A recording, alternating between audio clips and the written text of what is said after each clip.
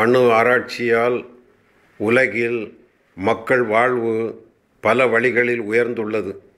மருத்துவத் துறையில் அணுக்கதிர் வழி பல நோய்கள் கண்டறியப்பட்டு நோய்கள் குணமாக்கப்படுகிறது. இராணுவத்தில் அணுசக்தி இருப்பதால் உலக நாடுகள் போரிட தயங்கி அதன் காரணமாக சமாதானம் நிலவுகிறது.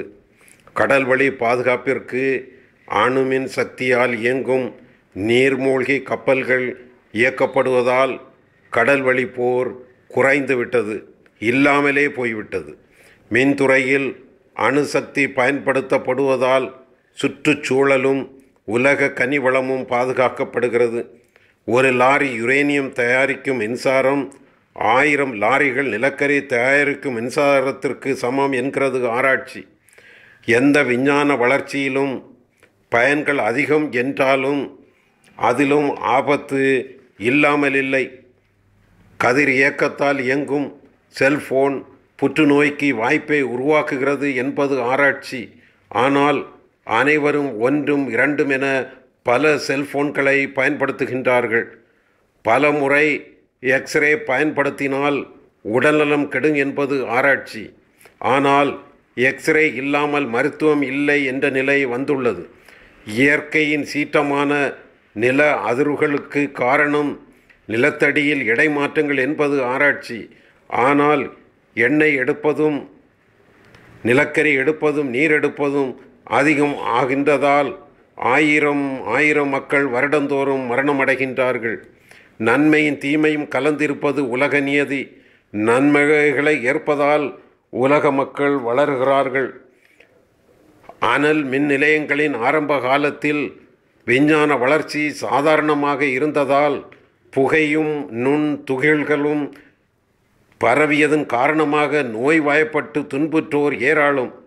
இன்று அதை வேண்டும் என்று அனைவரும் கேட்கும் அளவிற்கு புகை நுண் துகள்கள் கட்டுப்படுத்தப்பட்டுள்ளன. இன்று அனல் மின்துறை பாதுகாப்பானதாக இருப்பதால் பலர் அதை பயன்படுத்துகின்றார்கள்.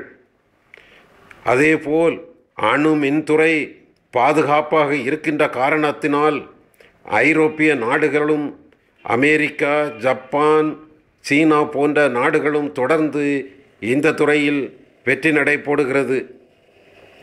அணுமின் தயாரிப்பு பாதுகாப்பற்றது என்பது தேவையற்ற வாதம். அணுமின் சக்தியால் இயங்கும் நீர்மூழ்கி கப்பல்களை ரஷ்யா 240, அமெரிக்கா 210, சீனா 20, பிரான்ஸ் 15, இங்கிலாந்து 20, இந்தியா 2 இயக்குகிறது. இவற்றின் குறுகிய இடத்தில் ஆயிரக்கணக்கான வீரர்கள் பல மாதங்கள் கடலுக்கடியில் உயிரை துச்சமென மதித்து நாட்டுக்காக, நாட்டு பாதுகாப்பிற்காக தியாகம் செய்ய முன்னிற்கும் போது பல அடுக்கு பாதுகாப்புள்ள கூடங்குளம் அணு ஆலைக்கு எதிரான ஆர்ப்பாட்டம் தேவையற்றது. மின்சார தட்டுப்பாட்டால் தொழில்கள் நலிந்து, உற்பத்தி குறைந்து, விலைகள் அதிகரித்து மக்கள் வாழ்க்கை பாதிக்கப்படும் போது மின் உற்பத்திக்கு எதிரான போராட்டம் வெளிநாட்டவர்களின் சதிதான். ஏழ்மையும் ஏற்றத்தாழ்வும் கல்வியின்மையும் இருக்கும் வரை மதங்களும் ஜாதிகளும் இருக்கும்.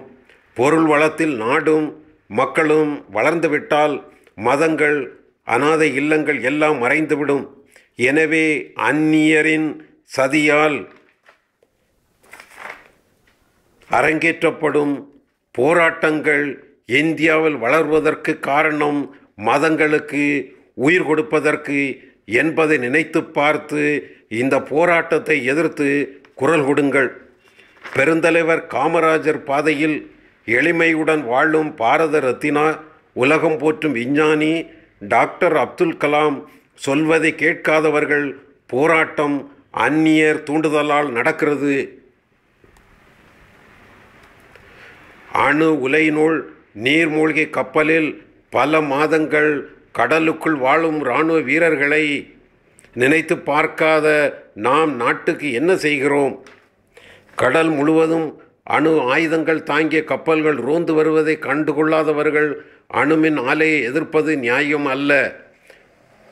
கற்றோரே, நல்லோரே, சிந்தனையாளரே, நமது வருங்கால சந்ததியினர் மின் தட்டுப்பாட்டால் நலிவதை தடுக்க குரல் கொடுங்கள். இன்று இல்லாவிட்டாலும் 50 வருடங்களுக்கு பிறகு நிலக்கரி இல்லாமல் போகும்போது அணு மின்சாரம் வந்தே தீரும். திருச்செந்தூரில் திருமுருகனும் ஓரியில் புனித அந்தோணியாரும் பாதுகாப்பாய் இருப்பதால் சுனாமியும் வராது, புயலும் வராது, விபத்து நடக்காது, மின்சாரம் வரும்.